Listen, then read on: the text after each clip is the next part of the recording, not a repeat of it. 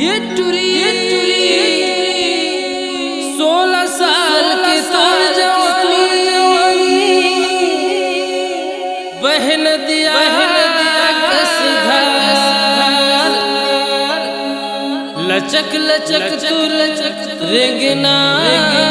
गोरी टूरा मन हो गे मतवा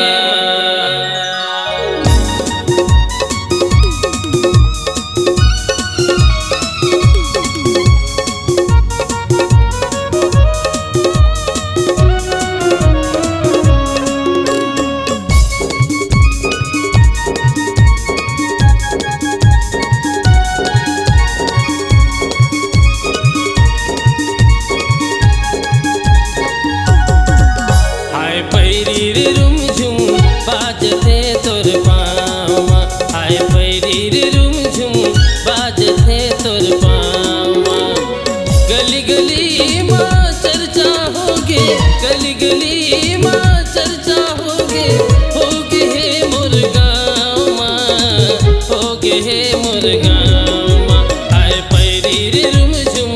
बाज थे तोर पाँव माँ आए पैरी रे रुम झुम बाज थे तोर पाँव माँ गली गली माँ चर्चा होगे गली गली माँ चर्चा होगे हे मोर गाँव होगे हे मोर गाँव आए पैरी रे रुम झुम बाज थे तोर पाँव आए पैरी रे रुम झुम बाज थे तोर पाँव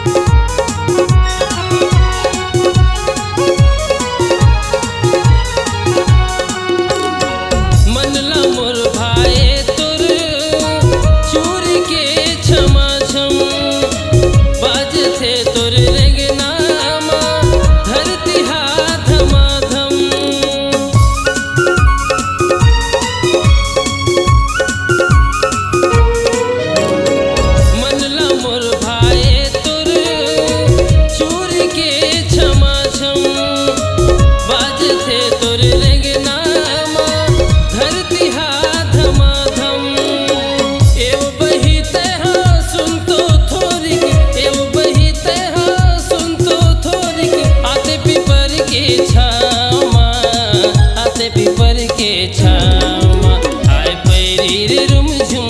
बाज थे तोर पाँव आए पैरी रे रुम झुम बाज थे तोर पाँव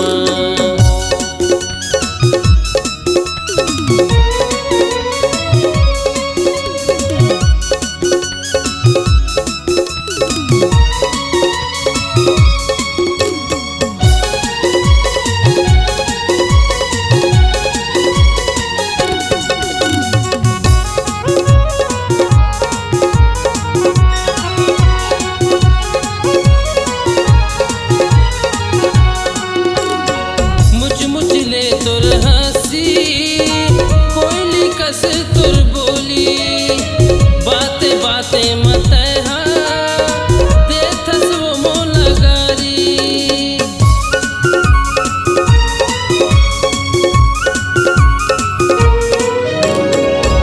मुझ ले तुर हंसी कोयली कस तुर बोली बातें बातें मत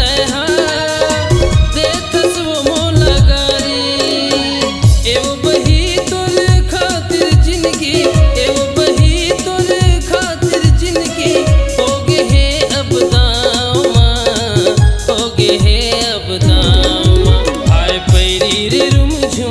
बाज थे तोर पाँव आए पैरी रे रुम झुम बाज थे तोर पाँव